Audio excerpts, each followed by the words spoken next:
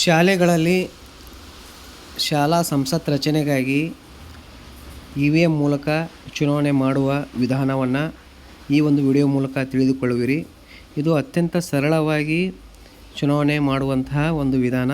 EVM ಮತಯಂತ್ರವನ್ನು ಬಳಸಿ ಇಂದಿನ ದಿನಮಾನಗಳಲ್ಲಿ ತಂತ್ರಜ್ಞಾನವನ್ನು ಬಳಸಿಕೊಂಡು ಅತಿ ವೇಗವಾಗಿ ನಾವು ಮತಗಳನ್ನು ಎಣಿಕೆ ಮಾಡುವುದರ ಮೂಲಕ ಈ ಒಂದು ಇ.ವಿ.ಎಮ್ಮನ್ನು ಬಳಕೆ ಮಾಡ್ಕೋಬೋದು. ಸರಿ, ಹಾಗಾದರೆ ಇ.ವಿ.ಎಮ್ ಯಾವುದಪ್ಪ ಅಂದರೆ ಎಲೆಕ್ಟ್ರಾನಿಕ್ ವೋಟಿಂಗ್ ಮಷಿನನ್ನು ಡೌನ್ಲೋಡ್ ಮಾಡ್ಕೋಬೇಕು. ಇ.ವಿ.ಎಮ್ಮನ್ನು ಪ್ಲೇಸ್ಟೋರ್ನಲ್ಲಿ ಡೌನ್ಲೋಡ್ ಮಾಡ್ಕೊಂಡು ನಂತರ ಏನಪ್ಪ ಅಂದರೆ ನಾವು ಸೆಟ್ಟಿಂಗ್ಸ್ ಮಾಡಬೇಕು. ಸೆಟ್ಟಿಂಗ್ಸ್ನಲ್ಲಿ ಏನು ಮಾಡಬೇಕಪ್ಪ ಅಂತಂದರೆ ಟೋಟಲಿ ಒಟ್ಟು ಅಭ್ಯರ್ಥಿಗಳ ಸಂಖ್ಯೆಯನ್ನು ಇಲ್ಲಿ ನಮೂದಿಸಬೇಕು. ಇಲ್ಲಿ ಅಭ್ಯರ್ಥಿಗಳ ಸಂಖ್ಯೆ ಟೋಟಲ್ ಕ್ಯಾಂಡಿಡೇಟ್ಸ್ ಇದಾವಲ್ಲ, ಇಲ್ಲಿ ಕ್ಯಾಂಡಿಡೇಟ್ಸು 10ರವರೆಗೆ ಅವಕಾಶ ಇರುತ್ತೆ ಹಾಕೋಕ್ಕೆ. ಸೊ 10 ಕ್ಯಾಂಡಿಡೇಟ್ಸ್ಗಳನ್ನು ಇದರಲ್ಲಿ ನಾವು ಏನು ಮಾಡೋದಪ್ಪ ಅಂತಂದರೆ ತೋರಿಸ್ಬೋದು. ಈ 10 ಕ್ಯಾಂಡಿಡೇಟ್ಸ್ ಇದರಲ್ಲಿ ಸೆಟ್ ಆಯ್ತು. ಇವಾಗ ಈ 10 ಕ್ಯಾಂಡಿಡೇಟ್ಸ್ ಸೆಟ್ ಆದ ನಂತರ ಇದನ್ನು ಮರಳಿ ಬ್ಯಾಕ್ ಬರಬೇಕು. ಕ್ಯಾಂಡಿಡೇಟ್ ಸೆಟ್ ಮಾಡೋದು ಆಲ್ರೆಡಿ ಸೆಟ್ಟಿಂಗ್ಸ್ನಲ್ಲಿ ಹೇಳಿದೆ ನಾನು. ಸೊ ಇಲ್ಲಿ 10 ಕ್ಯಾಂಡಿಡೇಟ್ಸು ಓಕೆ ಅಂತ ಕೊಟ್ಟ ಮೇಲೆ ಅದಕ್ಕಿಂತ ಕಡಿಮೆ ಇದ್ದರೆ ಕಡಿಮೆ ಸಂಖ್ಯೆಯನ್ನು ಓಕೆ ಕೊಡಬೇಕು. ಇಲ್ಲಿ ಮೊದಲನೇದು ಹೆಸರನ್ನು ಇಲ್ಲಿ ಟಚ್ ಮಾಡಬೇಕು. ಟಚ್ ಮಾಡಿದರೆ ಅಲ್ಲಿ ಓಪನ್ ಆಗುತ್ತೆ. ಅಲ್ಲಿ ನಾವು ಟೈಪ್ ಮಾಡ್ಕೋಬೋದು ಮೊದಲನೇ ಹೆಸರನ್ನು. ಮತ್ತು ಬ್ಯಾಕ್ ಹೋಗಬೇಕು. ಅಲ್ಲಿ ಫೋಟೋನು ಸಹಿತ ಟಚ್ ಮಾಡಬೇಕು. ಇಲ್ಲಿ ಫೋಟೋವನ್ನು ಹಾಕಬೇಕಾದ್ರೆ ಇದರಲ್ಲಿ ಆಲ್ರೆಡಿ ಕೆಲವೊಂದು ಫೋಟೋಗಳು ಇರ್ತಾ ಇದ್ದಾವೆ. ಆ ಫೋಟೋಗಳೇನಾದರೂ ಸೆಟ್ ಮಾಡ್ಬೋದು. ಇಲ್ಲದೇ ಇದ್ದರೆ ನಮ್ಮ ಗ್ಯಾಲರಿಯಲ್ಲಿರುವಂಥ ಫೋಟೋಗಳನ್ನ ಇಲ್ಲಿ ಚೂಸ್ ಗ್ಯಾಲರಿ ಅಂತಿದೆ ನೋಡಿ, ಇದು ಚೂಸ್ ಗ್ಯಾಲರಿ ಅಂತ ಮಾಡಿದರೆ ನಮ್ಮ ಗ್ಯಾಲರಿ ಓಪನ್ ಆಗುತ್ತೆ. ಗ್ಯಾಲರಿ ಓಪನ್ ಆದ ತಕ್ಷಣ ಏನಪ್ಪ ಅಂತಂದರೆ ನಾವು ಫೋಟೋಗಳನ್ನು ಅದರಲ್ಲಿ ಸೆಟ್ ಮಾಡ್ಕೋಬೋದು. ಸೆಟ್ ಮಾಡಿಕೊಂಡು ಯಾವುದೇ ಒಂದು ಫೋಟೋವನ್ನು ಸೆಟ್ ಮಾಡೋಣ. ಸರಿ, ಈಗ ಸೆಟ್ ಮಾಡ್ಕೊಂಡು ನಂತರ ಏನಪ್ಪ ಅಂತ ನೆಕ್ಸ್ಟ್ ಎರಡನೇದು ಹೆಸರು, ಅವ್ರ ಹೆಸರನ್ನು ಟೈಪ್ ಮಾಡಬೇಕು. ಎರಡನೇ ಕ್ಯಾಂಡಿಡೇಟದು ಅದೇ ರೀತಿಯಾಗಿ ಫೋಟೋನ ಸೆಟ್ ಮಾಡಬೇಕು. ನಮ್ಮ ಗ್ಯಾಲರಿಯಲ್ಲಿ ಇದ್ದರೆ ಗ್ಯಾಲರಿದು ಅಥವಾ ಇದೇ ಇದ್ದರೆ ಇದನ್ನೇ ಏನಪ್ಪ ಅಂದ್ರೆ ನಾವು ಸೆಟ್ ಮಾಡ್ತಾ ಹೋಗಬೇಕು. ಹೀಗೆ ಸುಮಾರು 10 ಕ್ಯಾಂಡಿಡೇಟ್ಸ್ವರೆಗೆ ಇದರಲ್ಲಿ ನಾವು ಸೆಟ್ ಮಾಡ್ಬೋದು. ಸೆಟ್ ಮಾಡಿದ ನಂತರ ಏನಪ್ಪ ಅಂದರೆ ಬ್ಯಾಕ್ ಹೋಗಬೇಕು. ಬ್ಯಾಕ್ ಹೋದ್ಮೇಲೆ EVM about EVM sealing and procedure before poll setting ಅಂತ ಇದೆ. ಸೊ ಇದರಲ್ಲಿ ನಾವು ಮುಖ್ಯವಾಗಿ ತಿಳಿಬೇಕಾಗಿದ್ದು ಇ.ವಿ.ಎಮ್ ಓಪನ್ ಮಾಡಬೇಕು. ಈ ಇ.ವಿ.ಎಮ್ಮನ್ನು ಓಪನ್ ಮಾಡಿದ ನಂತರ ಏನಪ್ಪ ಅಂತಂದರೆ ಇಲ್ಲಿ ವಿ ವಿ ಪ್ಯಾಟ್ ಇದೆ, ಇಲ್ಲಿ ಬ್ಯಾಲೆಟ್ ಇದೆ, ಇದು ಕಂಟ್ರೋಲ್ ಯೂನಿಟ್ ಇದೆ. ಇದು ಏನಪ್ಪ ಅಂತಂದರೆ ಬ್ಯಾಲೆಟ್ ಯೂನಿಟ್ ಇದೆ. ಇದು ಬ್ಯಾಲೆಟ್ ಯೂನಿಟು ಬಲಭಾಗದ್ದು, ಈ ಕಡೆ ಎಡಭಾಗದ್ದು ಕಂಟ್ರೋಲ್ ಯೂನಿಟ್. ಈ ವೈರ್ಗಳನ್ನು ಕನೆಕ್ಷನ್ ಮಾಡಬೇಕು. ವಿ ವಿ ಪ್ಯಾಟ್ದಿಂದ ನಾವು ಕಂಟ್ರೋಲ್ ಯೂನಿಟಿಗೆ ವೈರನ್ನು ಕನೆಕ್ಷನ್ ಮಾಡಬೇಕಾದ್ರೆ ಇದನ್ನು ಟಚ್ ಕೊಡಬೇಕು. ಈ ಕನೆಕ್ಟ್ ಆಯ್ತಲ್ಲಿ. ಕನೆಕ್ಟ್ ಆದ ನಂತರ ಅಲ್ಲಿ ಪಕ್ಕದಲ್ಲಿರುವಂಥ ಬಟನನ್ನು ಆನ್ ಮಾಡಬೇಕು. ವೈಟ್ ಬಟನ್ ಕಾಣಿಸ್ತಿದೆಯಲ್ಲ ಪಕ್ಕದಲ್ಲಿ, ಅದನ್ನು ಬಟನನ್ನು ಆನ್ ಮಾಡಬೇಕು. ಈಗ ಆನ್ ಆಯಿತು. ಆನ್ ಆದ ತಕ್ಷಣ ಏನಪ್ಪ ಅಂತಂದರೆ ಇ.ವಿ.ಎಮ್ ಈಸ್ ಆನ್ ಇ.ಸಿ.ಐ ಅಂತ ಬಂತು. ಇಲ್ಲಿ ಡೇಟ್ ಬರ್ತದೆ, SL ನಂಬರ್, ಸೀರಿಯಲ್ ನಂಬರ್ ಬರ್ತಾಯಿದೆ. ಕ್ಯಾಂಡಿಡೇಟ್ಸ್ಗಳ ಸಂಖ್ಯೆ ನಾವು 10 ಆಯ್ಕೆ ಮಾಡಿದ್ದೀವಿ, 10 ಬರ್ತಾಯಿದೆ. ಇಲ್ಲಿ ಹೆಸರು ಬರೆದ್ರೆ ಹೆಸರು ಬರ್ತಾಯಿದ್ದಾವೆ. ಹೆಸರು ಬರದೇ ಇದ್ದರೆ ಕ್ಯಾಂಡಿಡೇಟ್ 1 2 3 ಹೀಗೆ ಬರ್ತಾ ಹೋಗ್ತದೆ. ಅದರ ಪಕ್ಕದಲ್ಲಿ ಏನಪ್ಪ ಅಂದರೆ ಚಿತ್ರವನ್ನು ನಾವು ಮಾಡಬೇಕು. ಅದಾದ ನಂತರ ಏನಪ್ಪ ಅಂದರೆ touch here to open setter ಅಂತ ಹೊಡಿಬೇಕು. ಅಂದರೆ ಕ್ಯಾಂಡಿಡೇಟ್ ಸೆಟ್ ಆಗಿದೆ. ಸೆಟ್ ಆದ ನಂತರ ಏನಪ್ಪ ಅಂತಂದರೆ ಇಲ್ಲಿ ನಾವು ಮಾಡಬೇಕಾಗಿದೆ ಏನಪ್ಪ ಅಂತಂದರೆ ಇಲ್ಲಿ ಫಸ್ಟು ವೋಟ್ ಆಗೋಕ್ಕಿಂತ ಮುಂಚೆ ನಾವು ಇಲ್ಲಿ ಬಟನ್ಸ್ ಎಲ್ಲ ಓಕೆ ಆಗಿದ್ದಾವೆ ಇಲ್ಲ ಅಂತ ಚೆಕ್ ಮಾಡಬೇಕು. ವೋಟ್ ಓಕೆ ಆಗಿದ್ದಾವೆ, ಕಂಟ್ರೋಲ್ ಯೂನಿಟ್ ಓಕೆ ಆಗಿದೆ, ನೆಕ್ಸ್ಟ್ ವಿ ವಿ ಪ್ಯಾಟದ ಕನೆಕ್ಷನ್ ಆಗಿದೆ. ಇದಾದ ಮೇಲೆ ನಾವು ಇಲ್ಲಿ ಯಾವುದು ಕ್ಲೋಸ್ ಆಗಿರ್ಬೋದು, ರಿಸಲ್ಟ್ ಆಗಿರೋ ಪ್ರಿಂಟ್ ಇವೇನು ಟಚ್ ಮಾಡಬಾರ್ದು. ಡೈರೆಕ್ಟಾಗಿ ಟೋಟಲ್ ಬಟನ್ಗೆ ಹೋಗಬೇಕು.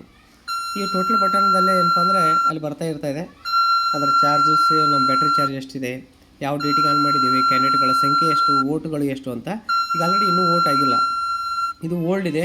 ಇದನ್ನು ಓಲ್ಡ್ ವೋಟನ್ನು ಏನಪ್ಪ ಅಂದ್ರೆ ನಾನು ಕ್ಲಿಯರ್ ಮಾಡ್ತಾ ಇದ್ದೇನೆ.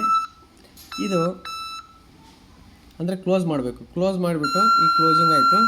ಈ ಕ್ಲೋಸಿಂಗ್ ಆದಮೇಲೆ ಏನಪ್ಪ ಅಂತಂದರೆ ಕ್ಲಿಯರ್ ಮಾಡ್ತಾಯಿದ್ದೀನಿ. ಓಲ್ಡ್ ಆಲ್ರೆಡಿ ವೋಟ್ ಇದ್ದು ಇದರಲ್ಲಿ. ಸೊ ಇದನ್ನು ಕ್ಲಿಯರ್ ಮಾಡ್ತಾಯಿದ್ದೀನಿ. ಕ್ಲಿಯರ್ ಮಾಡಿಬಿಟ್ಟು ಏನಪ್ಪ ಅಂತಂದರೆ ಮತ್ತೆ ಕುಂದಿರ್ಸ್ತಾ ಇದ್ದೇನೆ. ಇಲ್ಲಿ ಕ್ಯಾಂಡಿಡೇಟ್ ಸಂಖ್ಯೆ 10 ಇದ್ದಾವೆ. ಟೋಟಲ್ ವೋಟು 94 ಓಲ್ಡ್ ಮಾಡಿರೋದು ಇದು. ಸೊ 4 ಕ್ಲೋಸ್ಡ್ ಆಯಿತು. ಕ್ಲೋಸ್ ಆದಮೇಲೆ ಏನಪ್ಪ ಅಂತಂದರೆ ಇಲ್ಲಿ ಕ್ಲಿಯರ್ ಮಾಡ್ತಾಯಿದ್ದೀನಿ ನಾನು. ಇಲ್ಲ, ರಿಸಲ್ಟ್ ಅಂತ ಹೊಡಿಬೇಕು. ಕ್ಲೋಸ್ ಆಯ್ತಲ್ಲ, ರಿಸಲ್ಟ್ ಕೊಡಬೇಕು. ಕಂಪ್ಯೂಟರಿಂಗ್ ರಿಸಲ್ಟು, ಫುಲ್ ರಿಸಲ್ಟ್ ಬಂತು. PDET PST SL ನಂಬರು ಅದೇ ಸೇಮ್ ನಂಬರ್ ಬರ್ತಾಯಿದೆ. ಕ್ಯಾಂಡಿಡೇಟ್ಸ್ 10, ಪಡೆದುಕೊಂಡಿರುವಂಥ ವೋಟ್ಗಳ ಸಂಖ್ಯೆ 94. ಸೊ ಈಗೆಲ್ಲ ಏನಪ್ಪ ಅಂದರೆ ಕೌಂಟ್ ಆಯಿತು. ಮೊದಲನೇ ಕ್ಯಾಂಡಿಡೇಟಿಗೆ 93, ಎರಡನೇ ಕ್ಯಾಂಡಿಡೇಟಿಗೆ 1, ಎರಡನೇ ಕ್ಯಾಂಡಿಡೇಟ್ ನೋಟ್ ಆಯಿತು ಅದರಲ್ಲಿ 1 ವೋಟು. ಸರಿ, ಹಾಗಾದರೆ ಈಗ ಏನಾಯಿತು, ಪೋಲ್ ಕ್ಯಾಂಡಿಡೇಟ್ಸ್ 3 0 4 0 ಅಂದರೆ ನಾವು ಈಗ ಸೆಟ್ ಮಾಡಿರೋದು ಇದು 3 4 5 0 ಹಿಂಗೆ ಒಟ್ಟು 10 ಕ್ಯಾಂಡಿಡೇಟ್ಗಳು ಇದ್ದಾವೆ. ಸೊ ಇದು ಸೆಟ್ ಆದಮೇಲೆ ಒಟ್ಟರದು ಕ್ಯಾಂಡಿಡೇಟ್ಸ್ಗಳ ಒಂದು ವೋಟ್ಸ್ ಪಡೆದುಕೊಂಡ ನಂತರ ಏನು ಮಾಡಬೇಕಪ್ಪ ಅಂದರೆ ಕ್ಲಿಯರ್ ಮಾಡ್ಕೋಬೇಕು. ಕ್ಲಿಯರ್ ಮಾಡಿಬಿಟ್ಟು ಹೊಸದಾಗಿ ಏನಪ್ಪ ಅಂತ ನಾವು ಸ್ಟಾರ್ಟ್ ಮಾಡಬೇಕಾಗತ್ತೆ. ಸರಿ, ಇವಾಗ 9ನೇದು ಕ್ಯಾಂಡಿಡೇಟು 10ನೇ ಕ್ಯಾಂಡಿಡೇಟ್ ಬಂತು. ಇವೆಲ್ಲ ಕ್ಯಾಂಡಿಡೇಟ್ಗಳ ರಿಸಲ್ಟನ್ನು ಪಡೆದುಕೊಂಡು ನೆಕ್ಸ್ಟ್ ಏನಪ್ಪ ಅಂದರೆ ಇದು ಕ್ಲಿಯರ್ ಬಟನ್ನ ಪ್ರೆಸ್ ಮಾಡಬೇಕು. ಡಿಲೀಟಿಂಗ್ ಪೋಲ್ಡ್ ವೋಟ್ಸ್ ಅಂತ ಬಂತು. ಎಲ್ಲ ವೋಟ್ಗಳು ಏನಾಯ್ತು, ಈಗ ಕ್ಲಿಯರ್ ಆಯಿತು. ಈ ಕ್ಲಿಯರ್ ಆದಮೇಲೆ ಏನಪ್ಪ ಅಂತಂದರೆ ನೆಕ್ಸ್ಟ್ ನಾವು ಏನು ಮಾಡಬೇಕಾಗಿದೆ ಏನಪ್ಪ ಅಂತಂದರೆ ಟೋಟಲ್ ಪೋಲ್ಡ್ ವೋಟ್ಸ್ 0 ಇದ್ದಾವೆ. ಕ್ಯಾಂಡಿಡೇಟ್ 1ದಲ್ಲಿ 0 ಇದೆ, ಕ್ಯಾಂಡಿಡೇಟ್ 2ದಲ್ಲಿ 0 ಇದೆ, ಕ್ಯಾಂಡಿಡೇಟ್ 4 ಈ ರೀತಿಯಾಗಿ ಅಪ್ ಟು 10 ಕ್ಯಾಂಡಿಡೇಟ್ಸ್ ಬರ್ತಾಯಿದೆ. ಎಲ್ಲ ನಾವು ಎಷ್ಟು ಕ್ಯಾಂಡಿಡೇಟ್ಗಳನ್ನು ಹಾಕಿರ್ತೀವಿ ಎಲ್ಲ ಕ್ಯಾಂಡಿಡೇಟಿದು ವೋಟುಗಳು ಈಗ ನಾವು ಕ್ಲಿಯರ್ ಮಾಡಿದ ಮೇಲೆ 0 ಬರ್ತಾಯಿದೆ. ಸರಿ, ಈಗ ಕ್ಲಿಯರ್ ಮಾಡ್ಕೊಂಡ ನಂತರ ನಾವು ವೋಟ್ ಮಾಡಬೇಕು. ವೋಟ್ ಮಾಡಬೇಕಾದ್ರೆ ನಾವು ಏನೇನು ಮಾಡಬೇಕು, ನಾವೀಗ ರಿಸಲ್ಟ್ ಪ್ರೊಸೆಸ್ ನೋಡಿದ್ದೀವಿ. ರಿಸಲ್ಟ್ ಪ್ರೊಸೆಸ್ ಏನು ಮಾಡ್ತಾಯಿದ್ದೀವಿ, ಫಸ್ಟು ಕ್ಲೋಸ್ ಬಟನ್ನ ಓಕೆ ಮಾಡಬೇಕು. ಕ್ಲೋಸ್ ಬಟನ್ನ ಟಚ್ ಮಾಡಿದ ಮೇಲೆ ರಿಸಲ್ಟ್ ಅಂತ ಓದಬೇಕು. ರಿಸಲ್ಟ್ ಅಂತ ಒತ್ತಿದ ನಂತರ ರಿಸಲ್ಟ್ ಸಂಪೂರ್ಣವಾಗಿ ಬರ್ತಾಯಿದೆ. ಆ ರಿಸಲ್ಟ್ ಬಂದ ನಂತರ ಏನಪ್ಪ ಅಂದರೆ ನಾವು ಪ್ರಿಂಟು ತಗೋಬೋದು. ಅದನ್ನು ಬದಲು ನೆಕ್ಸ್ಟು ಪ್ರಿಂಟ್ ತಗೊಂಡ್ಮೇಲೆ ನಾವು ಕ್ಲಿಯರ್ ಅಂತ ಹೊಡಿಬೇಕು. ಈಗ ನಾವು ಮತ್ತೆ ಏನಪ್ಪ ಅಂದರೆ ಎಲೆಕ್ಷನ್ ಸ್ಟಾರ್ಟ್ ಮಾಡಬೇಕಾಗಿದೆ. ಸೊ ಹೀಗಾಗಿ ಏನಪ್ಪ ಅಂದರೆ ಈ ಟೋಟಲ್ ವೋಟ್ಸು ನೋಡೋಣ. ಟೋಟಲ್ ವೋಟ್ಸು ಒಂದು ಸಾರಿ ಚೆಕ್ ಮಾಡೋಣ. ನಮ್ಮದು ಬ್ಯಾಟ್ರಿ ಪರ್ಸೆಂಟೇಜು 26% ಇದೆ. ಡೇಟ್ ಇವತ್ತಿಂದು 28. ಕ್ಯಾಂಡಿಡೇಟ್ಸ್ ಹತ್ತಿದ್ದಾವೆ. ಇವತ್ತಿನ ಟೈಮಿಂಗ್ ತೋರಿಸ್ತಾ ಇದು already. Voters total polled votes 0 ಇದ್ದಾವೆ. ಸರಿ, ಹಾಗಾದ್ರೆ ಈಗ ಸ್ಟಾರ್ಟ್ ಮಾಡೋಣ. ಏನು ಮಾಡಬೇಕು, ಬೆಲೆಟ್ ಕೊಡಬೇಕು. ಯಾವುದೇ ಕ್ಲೋಸ್ ಬಟನ್ ಒತ್ತೋಂಗಿಲ್ಲ, ಏನಿಲ್ಲ. ನಾವು ಎಲೆಕ್ಷನ್ ಸ್ಟಾರ್ಟ್ ಮಾಡಬೇಕಾದ್ರೆ ಕ್ಲೋಸ್ ಬಟನ್ ಒತ್ತೋಂಗಿಲ್ಲ, ಕ್ಲಿಯರ್ ಒತ್ತೋಂಗಿಲ್ಲ.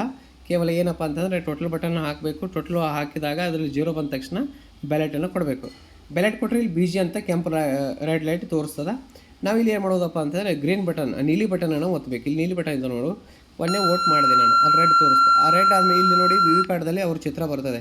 ಯಾವ ಚಿತ್ರ ಇರ್ತದೆ ಆ ಚಿತ್ರ ಬರುತ್ತೆ. ಇದ್ರೆ ಅವ್ರ ಹೆಸರು ಬರ್ತದೆ. ನೆಕ್ಸ್ಟ್ ಎರಡನೇ ವೋಟ್ ಮಾಡ್ಬೇಕಾದ್ರೆ ಮತ್ತೆ ಬ್ಯಾಲೆಟ್ ಕೊಡಬೇಕು. ಇಲ್ಲಿ ಗಡಿಯಾರಕ್ಕೆ ವೋಟ್ ಮಾಡ್ತೀನಿ ನಾನು. ಇಲ್ಲಿ ಗಡಿಯಾರ ಚಿತ್ರ ಬರ್ತಾಯಿದೆ ನೋಡಿ, VVPATದಲ್ಲಿ ಬಂತ. ಸೊ ಈ ರೀತಿಯಾಗಿ ಪ್ರತಿಯೊಂದು ವೋಟ್ ಆದ ನಂತರ ನಾವು ಯಾರಿಗೆ ವೋಟ್ ಹಾಕಿರ್ತೀವಿ ಅವರು ಏನಪ್ಪ ಅಂದರೆ ಚಿತ್ರ ಬರ್ತಾಯಿದೆ. ಮತ್ತು ಬ್ಯಾಲೆಟ್ ಕೊಟ್ಟ ನಂತರ ಮತ್ತೊಂದು ವೋಟನ್ನು ಹಾಕೋಬೋದು. ಸರಿ, ನಾವು ಒಟ್ಟು ವೋಟ್ ಮಾಡಿದ್ದು 3. ಯಾವ ಕ್ಯಾಂಡಿಡೇಟಿಗೆ ಅನ್ನೋದು ಇದರಲ್ಲಿ ಗೊತ್ತಾಗುತ್ತದೆ. ನೆಕ್ಸ್ಟ್ ಏನಪ್ಪ ಅಂತಂದರೆ ಆಲ್ರೆಡಿ ತಮಗೆ ರಿಸಲ್ಟದ ಬಗ್ಗೆ ಹೇಳಿದ್ದೀನಿ ನಾನು, ಹೇಗೆ ಬರುತ್ತಂತ. ನೆಕ್ಸ್ಟ್ ಕ್ಯಾಂಡಿಡೇಟ್ 7 ಆಣೆ ಚಿತ್ರ ಕೋಟ್ ಬಂತು. ನೆಕ್ಸ್ಟ್ ಇನ್ನೊಂದು ವೋಟ್ ಹಾಕ್ತೀನಿ. ನೆಕ್ಸ್ಟು ಕ್ಯಾಂಡಿಡೇಟ್ 5 ಅದು ಪುಸ್ತಕ ಇದೆ, ಪುಸ್ತಕ ಚಿತ್ರ ಬಂತು ನೋಡಿ VVPATದಲ್ಲಿ. ಇದು ಬಂದ ನಂತರ ಏನಪ್ಪ ಅಂತಂದರೆ ನಾವು ಟೋಟಲ್ ವೋಟ್ಗಳನ್ನು ಕೌಂಟ್ ಮಾಡಬೇಕು. ನಾವು ಮಾಡಿದಂಥ ವೋಟುಗಳ ಸಂಖ್ಯೆ ಎಷ್ಟು, ಈಗ ಆಲ್ರೆಡಿ ನಾನು ಹಾಕಿದಂಥ ವೋಟುಗಳು ಎಷ್ಟು, 5 ವೋಟುಗಳನ್ನು ಹಾಕಿದ್ದೇನೆ. ಒಟ್ಟು ವೋಟ್ಗಳ ಸಂಖ್ಯೆ ಎಷ್ಟು ಬರಬೇಕಪ್ಪ ಅಂತಂದರೆ ಅದರಲ್ಲಿ 5 ಬಂತು ನೋಡಿ. ಟೋಟಲ್ ಪೋಲ್ಡ್ ವೋಟ್ಸ್ 5 ಅಂತ ಬಂತು. ಸೊ ಈ ರೀತಿ ಆದಮೇಲೆ ಇದು ಆದ ನಂತರ ಏನು ಮಾಡಬೇಕಪ್ಪ ಅಂತಂದರೆ ಕ್ಲೋಸ್ ಬಟನನ್ನು ಪ್ರೆಸ್ ಮಾಡಬೇಕು. ಕ್ಲೋಸ್ ಬಟನ್ ಕ್ಲೋಸ್ ಆಯಿತು. ಈಗ ಆಲ್ರೆಡಿ ನಾವು ಕ್ಲೋಸಿಂಗ್ ಬಗ್ಗೆ ಹೇಳಿದ್ದೇನೆ. ಈ ಕ್ಲೋಸ್ ಬಟನ್ ಪ್ರೆಸ್ ಆದ ನಂತರ ಏನು ಮಾಡಬೇಕಪ್ಪ ಅಂತಂದರೆ ರಿಸಲ್ಟನ್ನು ಚೆಕ್ ಮಾಡಬೇಕು.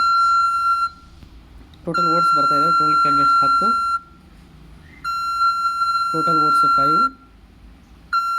ಸೊ ಈ ರೀತಿಯಾಗಿ ನಾವು ಸಂಪೂರ್ಣವಾಗಿ ಚುನಾವಣೆ ಮುಗಿದ ನಂತರ ಕ್ಲೋಸ್ ಬಟನನ್ನು ಒತ್ತಬೇಕು. ಕ್ಲೋಸ್ ಬಟನ್ ಆದ ನಂತರ ಏನು ಮಾಡಬೇಕಪ್ಪ ಅಂತಂದರೆ ರಿಸಲ್ಟ್ ಹೊಡಿಬೇಕು. ರಿಸಲ್ಟ್ ಪ್ರತಿಯೊಂದು ಕ್ಯಾಂಡಿಡೇಟ್ ಎಷ್ಟು ವೋಟ್ ತೆಗೆದುಕೊಂಡಿದ್ದಾನೆ ಎಂಬುದು ಈ ಒಂದು ರಿಸಲ್ಟ್ ಮುಖಾಂತರ ಗೊತ್ತಾಗುತ್ತೆ. ಟೋಟಲ್ ಪೋಲ್ಡ್ ವೋಟ್ಸ್ 5 ಇರ್ತವೆ.